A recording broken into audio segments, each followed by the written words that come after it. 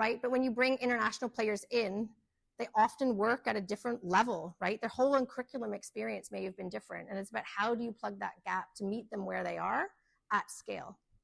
So a question for everybody is, if you could just rip up the rule book, thinking about your position, your club, your players, your experience, what would the future of education model look like? Like, if you could say, right, let's just write that list down right now. It would do this, it would do that. So I'll kick it off. And I think I've already said it. Breaking free of the confines of the timing of the year, right? Schools decide the timing of the year. But really, like, if your players are reporting in June, like, start your program in June.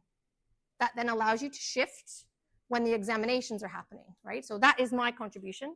But love for you guys to have a chat or just throw some things out because I'm aware of time and it's getting towards lunch. But would love to hear, like, if we were to just say in this room, and we're actually mind mapping this, so we'll share it out to all the participants if you just grab us before you go. What would it look like? Like, what would the most ideal model for sports look like? It's really important to be adaptable to each Flexible. person because, for example, I'm horrible with